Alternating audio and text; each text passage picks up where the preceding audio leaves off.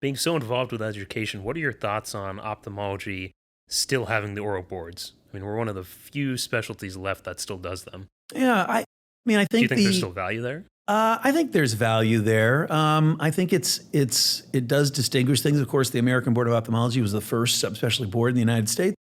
I think that there is value there. They certainly, and I've examined for the oral boards a number of times. They have a good system. I mean, the main issue typically with oral boards would be the subjectivity of grading them.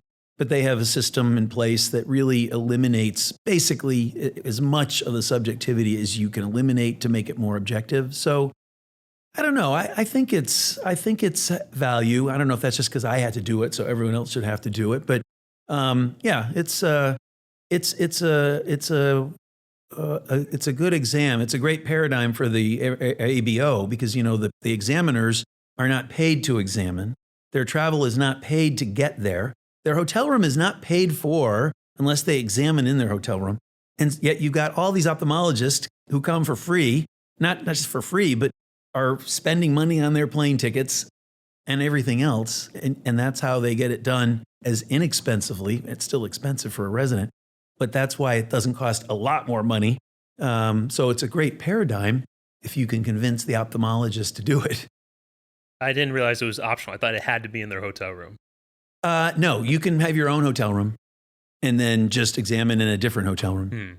I mean, and I think all that might be changing though. I heard that they've got some new center or something. I don't know. I shouldn't say anything, but I think it's a little weird. The beds in the room there and the table and the chairs. I was kind of surprised when I went there. I didn't know that's the way it was going to be when I was... Explain this to people listening because this is very unique.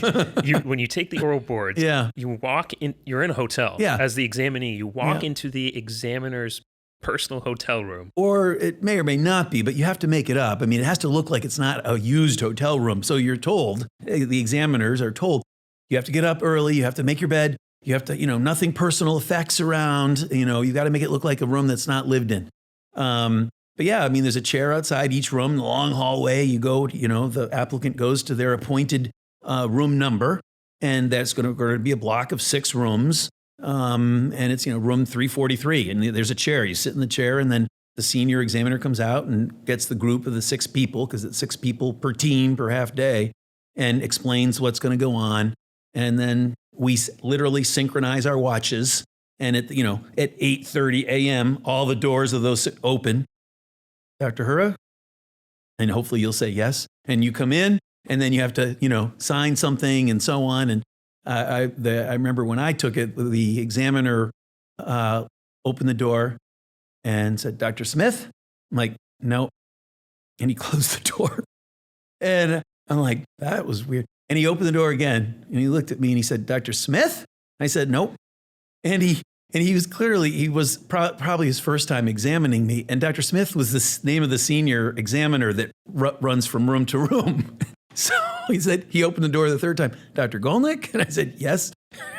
And I went in. But he was more nervous than I was. So. That's funny.